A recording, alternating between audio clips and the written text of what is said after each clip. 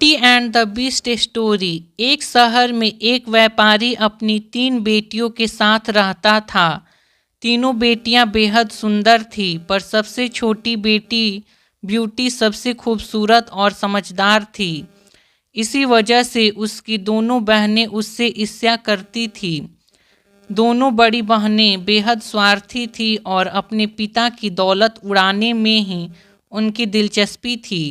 Beauty हमेशा अपने पिता का ख्याल रखती और हर रात वो एक सुंदर से राजकुमार का सपना देखती।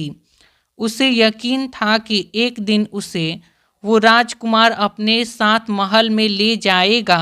दिन गुजरते रहें। एक दिन की बात है कि व्यापारी को खबर मिलती है कि उसके सारे जहाज समुद्री तूफान में डूब गए और वे तबाह हो गए। इस मुश्किल घड़ी में ब्यूटी ने अपने पिता को संभाला, जबकि बाकी बहनें दिन भर रोना रोती रही। एक दिन व्यापारी को खबर मिलती है कि एक जहाज मिल गया है। वो बेहद खुश हुए और बंदरगाह जाने से पहले अपनी बेटियों से पूछने लगे कि उन्हें क्या उपहार चाहिए। दोनों बड़ी बहनों से कपड़े और गहने मांगे, जबकि ब्यूटी ने कहा कि आप सही सलामत वापस आ जाओ, इसके अलावा कुछ नहीं चाहती हूँ मैं। पर पिता ने जोर दिया तो उसने कहा कि मेरे लिए एक गुलाब का फूल लेते आना। पिता बंदरगाह चल दिए, पर वहाँ जाके देखा कि जहाज पूरी तरह अस्त व्यस्त था, सारा माल गायब था। वो फिर निराश हो गए। वापसी में रास्ते में बर्फीले तूफान से उनका सामना हुआ। उनका घोड़ा आगे चल नहीं पा रहा था। ऐसे में कुछ देर रुक जाना ही उन्हें सही लगा। अपने घोड़े को एक पेड़ के नीचे खड़ा कर उन्होंने देखा कि कुछ दूरी पर रोशनी सी चमक रही थी। वो उस तरफ चल पड़े। वहां जाकर देखा कि एक आलीशान महल था और वहां तूफान का कोई असर नहीं था। बड़े से सोने के दरवाजे से वो अंदर गए। वहां जाकर आवाज लगाई, पर कोई नहीं था। अंदर जाकर उन्होंने देखा खाने की मेज सजी हुई थी। उन्होंने इंतजार किया, पर कोई नहीं आया, तो भूख से व्याकुल होने के कारण उन्होंने खाना खा लिया। फिर ऊपर के कमरे की ओर जाकर देखा कि आरामदायक बिस्तर लगा हुआ था। वो आराम से सो गए। सुबह नींद खुली तो अपने कमरे में नए कपड़े देखे। उन्होंने नहाने के बाद कपड़े पहने और नीचे आ गए। नीचे नाश्ते का टेबल सजा हुआ था। लजीज नाश्ता करके उन्होंने जोर से कहा कि आप जो कोई भी हैं, बड़े दयालु हैं। आपकी मेजबानी के लिए धन्यवाद। अब मैं जा रहा हूँ। जैसे ही वो बाहर गया तो सामने गुलाबों का बगीचा था। उसमें खूबसूरत बैगनी रंग के गुलाब लगे हुए थे। व्यापारी ने सोचा वो ब्यूटी की इच्छा तो पूरी कर ही सकता है, इसलिए उसने एक गुलाब तोड़ लिया। पर जैसे ही उसने गुलाब तोड़ा, अचानक धरती हिलने लगी और किसी के तेज गुरजने की आवाज़ आने लगी। व्यापारी कुछ समझ पाता इससे पहले ही उन्होंने देखा कि सामने से एक भीमकाय दानवीय आकृति चली आ रही है। उसके दांत और पंजे चाकू से भी तेज थे। वो जीता जागता दानव था। उसने व्यापारी से कहा कि तुमको मेरे बगीचे से गुलाब तोड़ने की इजाज़त किसने दी? मैंने तुम्हारा इतना सत्कार किया और तुमने इस तरह से आभार प्रकट किया। इसकी सज़ा तो तुम्हें मिलनी चाहिए।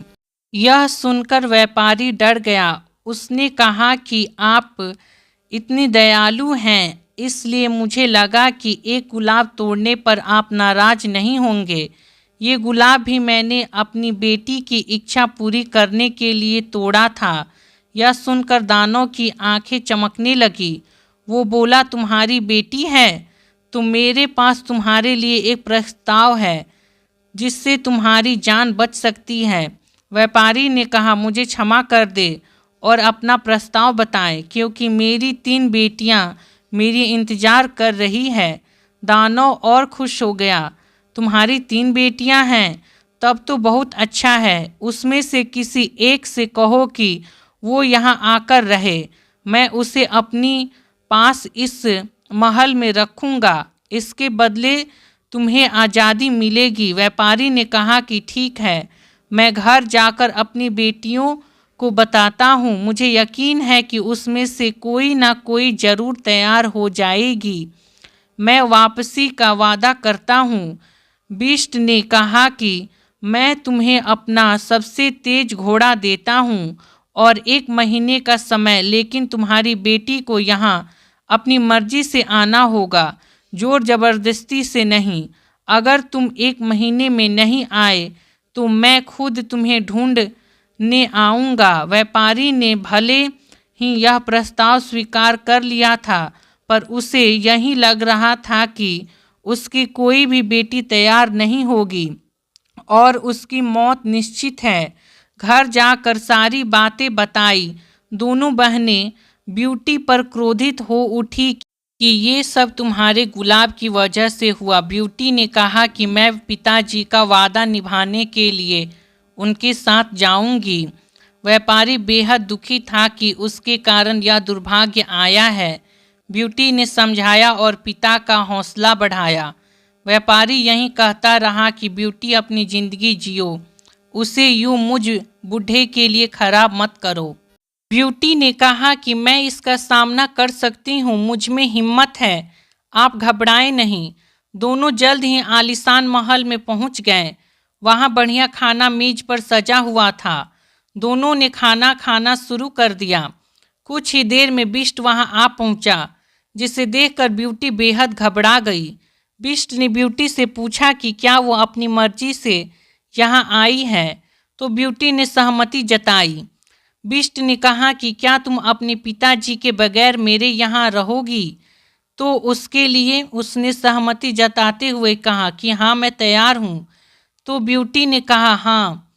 बिष्ट ने व्यापारी से कहा कि अपने घोड़े के पास जाए, वहाँ सोने से भरे ट्रंक हैं जो आपकी दोनों बेटियों के लिए है। व्यापारी ने भारी मन से ब्यूटी से विदा ली। बिष्ट ने ब्यूटी के ऊपर जाकर आराम करने को कहा। ब्यूटी ने ऊपर जाकर देखा कि बेहद खूबसूरत कमरा उसके लिए तैयार है, तो वो सो गई। सुबह उठी तो उसकी ज़रूरत व श्रृंगार का हर सामान तैयार था, तो तैयार होकर नीचे आई तो लजीज खाना मिला। खाना खाकर वो आराम ही कर रही थी कि बिष्ट ने उसके पास आकर पूछा कि क्या वो बदसूरत और डरावना है, तो ब्यूटी ने हाँ में गर्दन हिला दी। फिर बिष्ट ने पूछा कि क्या वो उससे शादी करेगी, बिना डरे उसे जवाब दे, तो ब्यूटी ने मना कर दिया। जवाब सुनकर बिष्ट चला गया। ब्यूटी हैरान थी कि इनकार करने पर भी बिष्ट नाराज नहीं हुआ, ना ही जबरदस्ती की। बिष्ट हर रात को खाने के बाद ब्यूटी से शादी की बात कहता और ब्यूटी जब मना कर देती तो वो बेहद उदास व दुखी होकर लौट जाता। धीरे धीरे दिन गुजरते गए। अब ब्यूटी को बिष्ट से डर नहीं लगता था। वो उसके नेक दिल का सामना करती थी। बिष्ट उसके लिए पियानो भी बजाता और लंबी लंबी बातें करता। आलीशान महल में रहना ब्यूटी को अच्छा तो लग रहा था, लेकिन अब उसे अपने पिता की याद सताने लगी थी। ब्यूटी को उदास देखकर बिष्ट ने पूछा तो ब्यूटी ने 1 हफ्ते के लिए घर जाने की इच्छा जताई। बिष्ट ने कहा कि वो ब्यूटी की इच्छा को पूरा करेगा, लेकिन कहीं ऐसा तो नहीं कि ब्यूटी अपनी नफरत के कारण उससे दूर जाना चाह रही हो। ब्यूटी ने कहा कि वो बिष्ट से नफरत नहीं करती और उसे अकेला छोड़कर जाने का उसे भी अफसोस है। बिष्ट ने कहा कि तुम जा सकती हो, पर यदि समय पर वापस नहीं आई तो मेरी मौत निश्चित है। ब्यूटी ने कहा वो ऐसा नहीं होने देगी। बिष्ट ने उसे एक अंगूठी देकर कहा कि इसे पहनकर जो चाहो और जब तुम उठोगी तो अपने पिता के घर पर ही होगी। जब तुम्हारी वापस आने की इच्छा हो तो यह अंगूठी उतार देना, तुम फिर इस महल में आ जाओगी। ब्यूटी बेहद खुश थी। अगली सुबह उसने खुद को अपने घर पर ही अपने बिस्तर पर पाया। पिता से मिलकर वो भावुक हो गई। पिता भी बेहद खुश थे कि एक हफ्ते गुजर गया, पर ब्यूटी महल से वापस जाने की बात भूल गई थी। एक रात उसे सपना आया कि बिस्ट जमीन पर गिरा हुआ है और बस मौत के करीब है। वो बेहद डर गई और उसने वापस जाने का निर्णय लिया। सबसे अलविदा कहकर उसने अंगूठी उतारी और अगली सुबह वो महल में पहुंच गई। वो फौरन उस बगीचे में गई जहां सपने में उसने बिस्ट को मरते हुए देखा। वो चौंक गई क्योंकि बिस्ट सचमुच में बेहोशी की हालत में था। ब्यूटी ने पानी के छींटे मारे तो बिस्ट को होश आया। उसे होश में आया देख ब्यूटी खुशी से झूम उठी और उसे यह एहसास हुआ कि बिस्ट उसके दिल में जगह बना चुका था। ब्यूटी ने कहा कि मैं बुरी तरह डर गई थी। अगर तुमको कुछ हो जाता तो मैं खुद को कभी नहीं माफ़ कर पाती। मैं आपसे बेहद प्यार करती हूँ। यह सुनकर बिस्ट ने कहा कि क्या तुम मुझ जैसे बदसूरत व अजीब से दिखने वाले प्राणी से प्यार कर सकती हो? ब्यूटी ने कहा, क्यों नहीं। आपका दिल इतना सुंदर है कि कोई भी आपसे प्यार कर सकता है। मुझे जीवन में और कुछ नहीं चाहिए। बिस्ट ने पूछा, क्या तुम मुझसे शादी करोगी? ब्यूटी ने कहा कि हाँ करूँगी। यह सुनते ही बिस्ट के चारों तरफ रोशनी का साया मंडराने लगा और वो एक खूबसूरत नौजवान में बदल गया। ये देख ब्यूटी हैरान थी क्योंकि ये वही नौजवान था जिसके सपने वो देखती थी। उसने राजकुमार को बताया कि वो अक्सर उसके सपनों में आता था। राजकुमार ने बताया कि तुम्हारी वजह से मुझे एक भयंकर श्राप से मुक्ति मिली। एक चुड़ैल को मैंने लड़ाई में हराया था। जब वो मर रही थी तो उसने मुझे श्राप दिया था कि मैं इतना कुरूप हो जाऊंगा कि कोई मुझसे प्यार नहीं करेगा। उसके श्राप से मैं भयंकर दरिंदे में बदल गया था, पर तुम्हारे सच्चे प्यार ने मुझे फिर से जीवन दे दिया। राजकुमार ब्यूटी को उसके घर ले गया जहां उसके पिता से उसका हाथ मांगा। दोनों ने शादी की और खुशी खुशी रहने लगे। सीख: सुंदरता सिर्फ तन की नहीं होती, उससे कहीं बड़ी सुंदरता मन की होती है, जिससे सारा जग जीता जा सकता है।